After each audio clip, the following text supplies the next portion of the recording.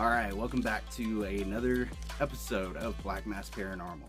So, I said yesterday I was going to start producing these videos on top of my investigations and on top of everything else that I'm doing in order to keep the channel growing, making it bigger, better, and getting you all to the investigations that y'all want to see. I've got a long list of places that I am just excited about getting to, and we are just going to be tearing this up. We're going to take this channel to the next level, and it's going to be exciting because it's just going to be constant paranormal stuff coming right out of here. So I wanted to address a post that I had made over the summer in June that happened to do with Amarillo, Texas. Now, the Amarillo Zoo made a post showing a picture of something that they caught on one of their security cameras. Now, what this thing is has been a mystery. They, to this day, to this video, the Amarillo Zoo has not been able to identify what this thing is. Now, it's really interesting to me because I have a fascination with the Dogman. Now, the Dogman is a cryptid that has been a part of human history essentially throughout our entire existence. Native Americans have discussed a wolf-like, man-like kind of hybrid in their teachings, in their legends, in their folklore. Even in European history, they talk about like a werewolf type person where it's half man, half wolf, where a man essentially with the full moon turns into this giant wolf-like creature.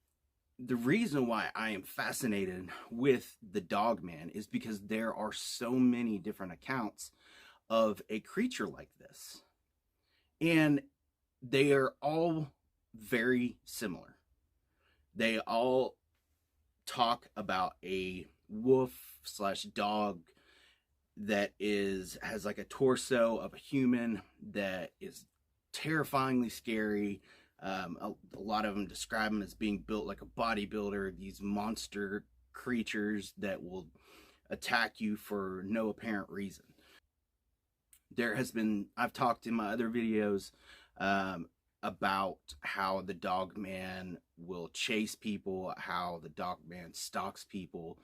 And this instance that happened in Amarillo, Texas just fascinates me because one of the key aspects that in any type of cryptid encounter like this that I look for is essentially, could an animal of that size survive in that area?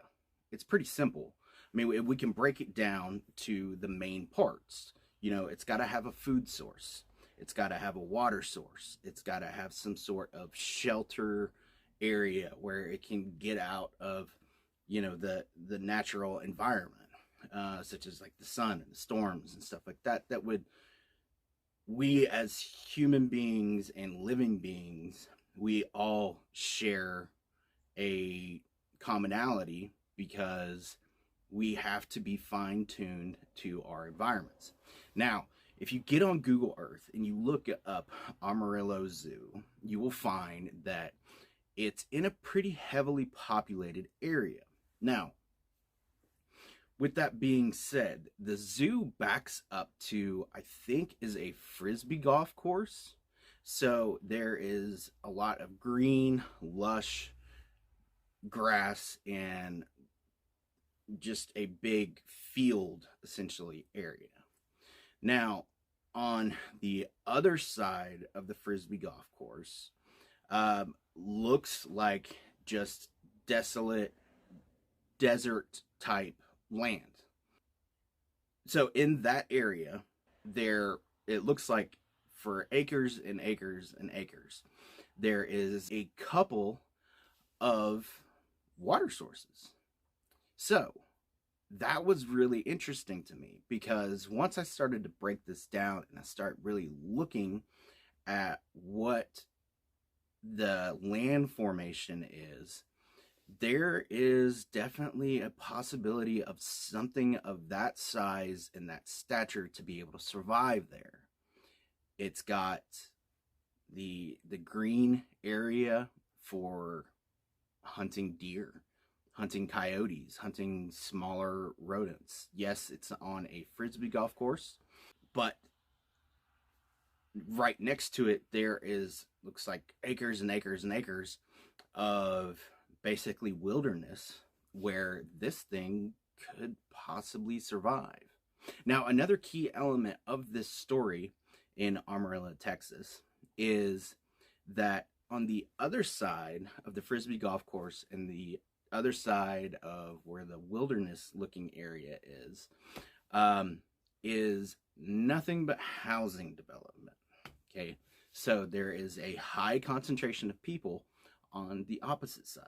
Now, in today's society, for whatever reason, if people make it to national news, somebody is going to be jumping at the bit to get recognized.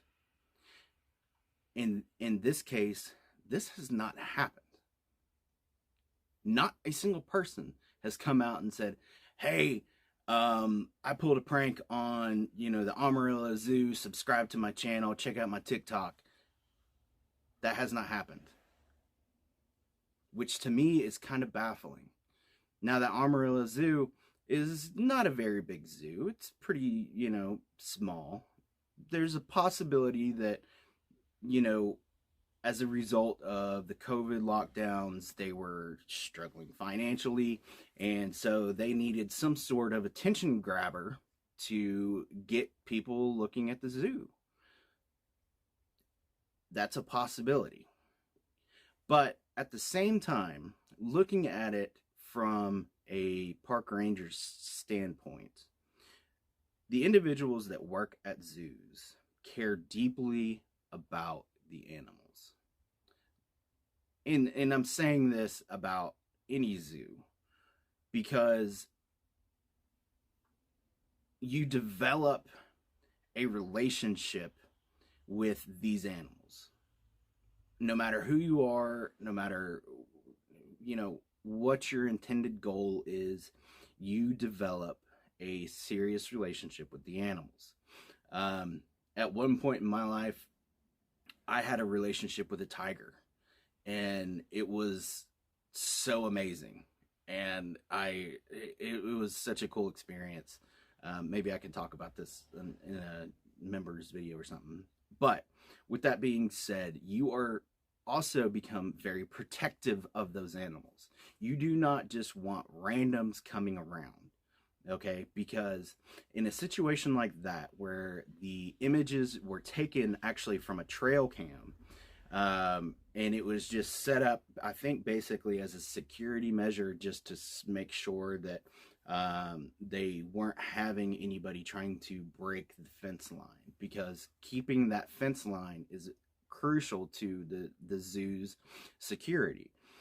So in a case like this, they would be able to identify somebody who broke in and, could either still possibly still be in the zoo, or had stolen something, or made plans to do harm. But in this situation, nothing had gone missing, and all we have is this single picture from a trail cam showing this dog-like wolf man creature.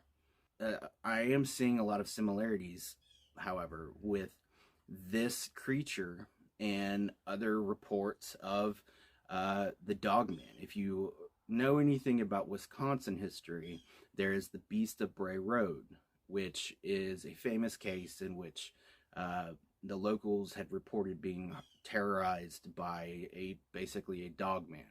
And the photographs that came up, the structure of the animal, they're very similar. it's very distorted looking, very odd, almost malnourished kind of look to it. So there is a very good possibility, in my opinion, that there is a cryptid just outside of the Amarillo Zoo in Amarillo, Texas. So with that being said, those are my opinions. I hope you all enjoyed it. I'm trying to keep these videos short, trying to post them daily, and see if this will help drive my channel to get even bigger, so we can start heading out on those massive, big expeditions where we are going after the paranormal nonstop. So thank you all so much for the support and love that you all have shown. If you could hit that like button, definitely hit that subscribe button. It's gonna help the channel grow. Guys, I have gotten some new awesome gear that I'm going to be sharing with you all. It's definitely going to take my investigating to the next level, and we are going to be essentially investigating 24/7 coming up here very soon. So, hope you all enjoy it. Until next time.